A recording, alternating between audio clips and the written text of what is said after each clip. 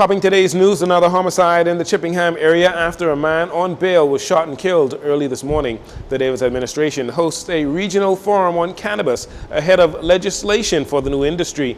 And former Prime Minister Perry Christie weighs in on the upcoming West Grand Bahama and Bimini elections.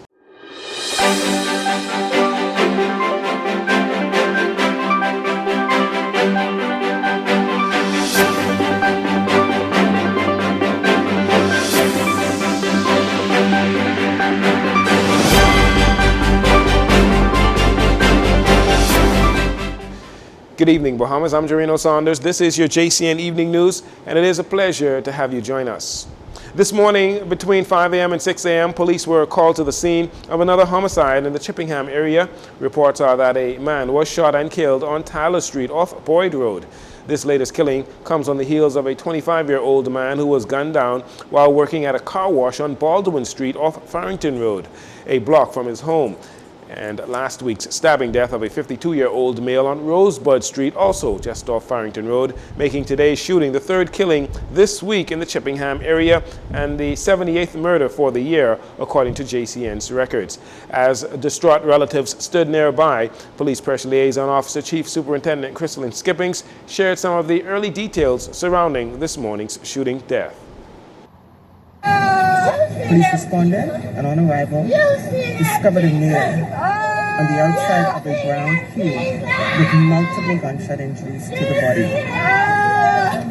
The victim is presently on bail for murder and being electronically monitored for a case that, for a 2015 matter.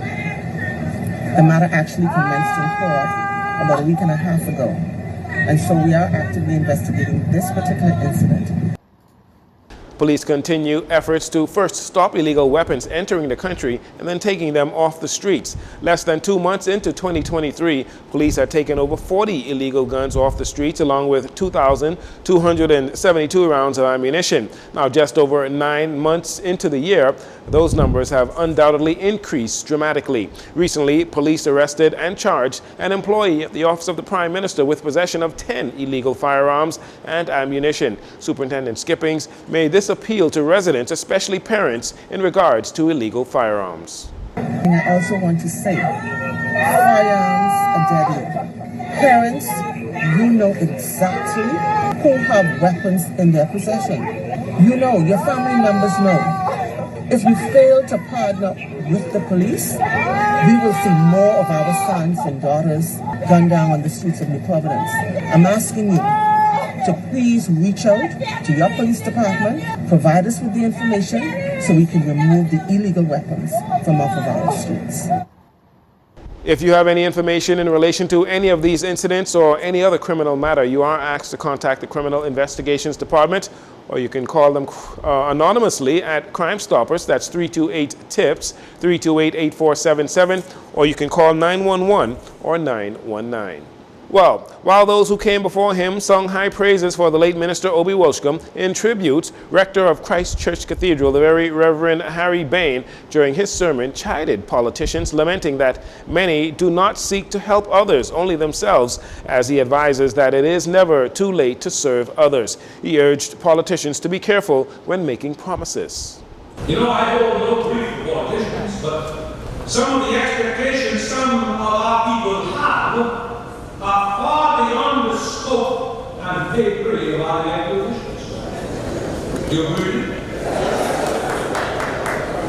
And to be fair and balanced, some of our elected and appointed government officials sell too many cut dreams. In the midst, be careful what you promise. In the midst of a great loss, it is therefore essential to cling to the hope that Jesus offers.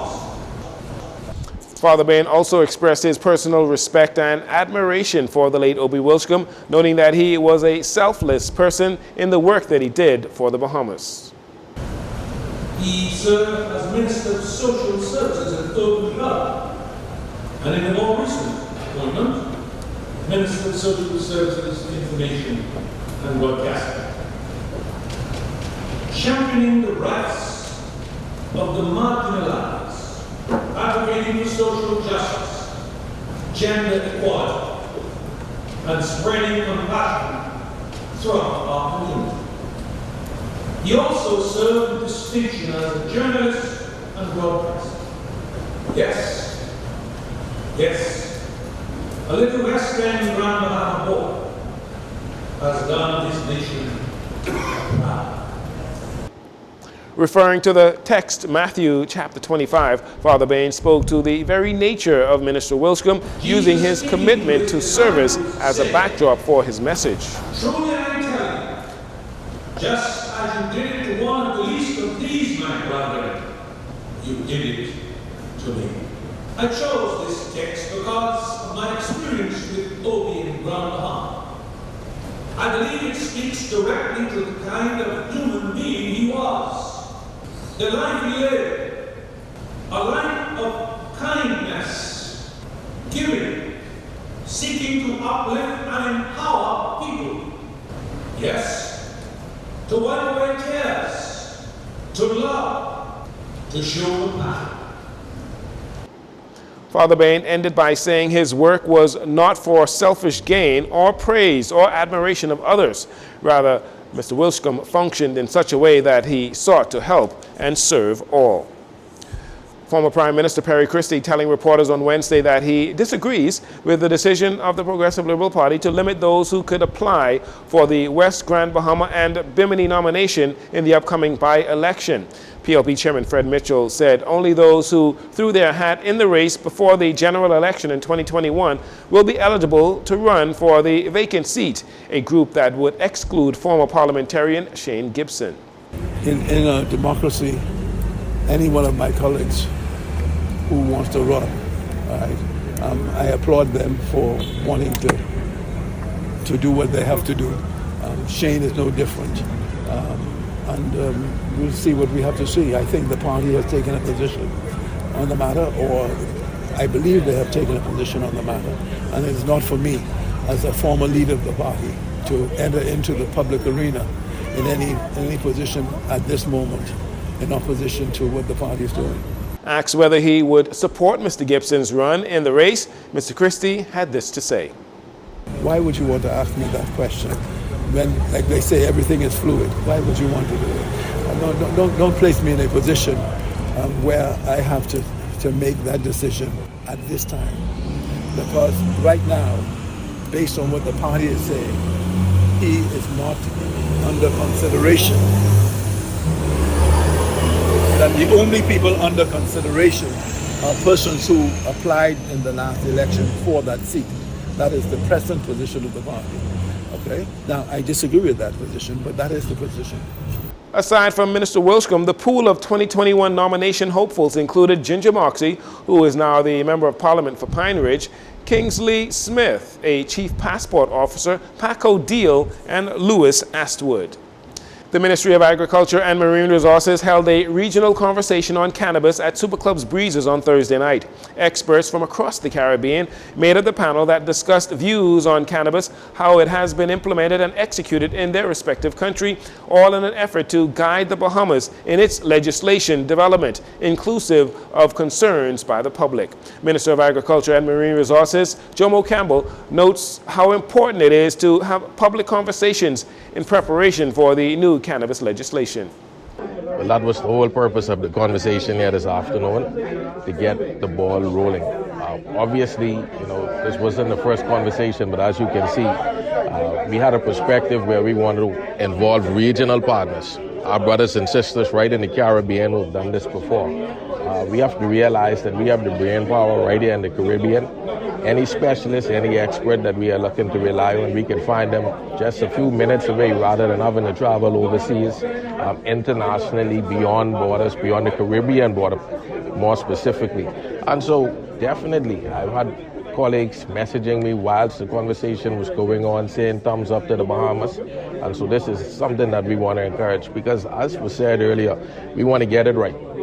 We don't want to just put a piece of legislation out there and have to amend and re-amend over and over. So we want to get it right. We want to get as much input from all the stakeholders, and that's why this session tonight was a public session. It was open. No one was barred from coming, and everyone was allowed to say their piece. Minister Campbell also announced land allocation for cannabis farming, but following the conversation, things may change. Well, at this point, I'm not able to give a specific number as to acreage, so on and so forth. But what I can say is after everything that we have heard and here today, we may actually have to go back to the drawing board because there appear to be a lot of excited cultivators in the making. And so it's definitely something that the government wants to address because we want to be supportive of the new industry and persons trying to bring the ice getting in. The Rastafarian community was out in full force at the event. Rastafarian priest Richmond McKinney says he commends the government for considering their concerns regarding their religious practices. The government still found out exactly how the Rastaman used the cannabis. And in the first draft, they said we must use it within the confinement of our tabernacle. We let them know that that's impossible. So they definitely decided to change that, of course. So that's not a problem right now.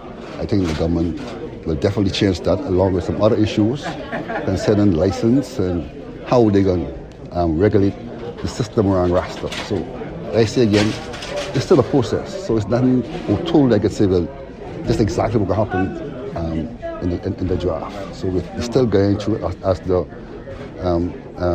persons from Agriculture said earlier tonight that it's still in process. So that's where we are. The Davis administration has plans to develop policies, procedures, and guidelines to establish and regulate cannabis for medical, scientific, and religious use. And finally, in this segment, the Public Hospitals Authority and the Public Healthcare Workers System will soon receive much-needed assistance as the recruitment process for 18 new nurses from Ghana is near completion. Minister of Health and Wellness, Dr. Michael Dowell, revealing as much on the sidelines of the Ministry of Health's Leadership Forum opening ceremony at the National Training Agency. Well, Dr. Dowell telling reporters that those nurses could possibly be in country by the end of the month. Is near completion. We are just finalizing the tickets so that they can come in country. I would like to see them in country before the end of the month. I believe we will be able to accomplish that so that we can fill a lot of the gaps of specialty nurses that exist at the Princess Margaret Hospital, some at the Rand Memorial Hospital, and to be able to improve the delivery of quality services that we want to provide at our hospitals and take a lot of burdens from a lot of our specialty nurses who are working a lot of overtime, and we don't want them to burn out, so we look forward for these nurses to come in country. As for the cost, the health minister reveals that government has allocated some $2 million to fund this recruitment process. Nurses is the backbone of the healthcare service. We believe that with this particular recruitment exercise, we have allocated in excess of $2 million to try to fill the gaps. But we also have budgetary allocation in the PHA's budget that when a nurse is recruited, that money stays in the country. And so I cannot give you an exact number of what the budget is, but some of the nurses that would be coming in may be actually filling the gaps of nurses who have been recruited from abroad, and that funding is already in the budget itself. Just last month, the health minister, while speaking at the Public Hospitals Association launch of Trained Clinical Nurses, the certification program, noted that initial human resources surveys indicated that the Bahamas is experiencing a shortage of 173 to 180 specialty nurses and approximately 450 general nurses. Minister Dowell announced the recruitment of nurses from Ghana and the Philippines as a short-term measure to strengthen nursing services in the country. We'll take a break here. We'll be right back after these commercials.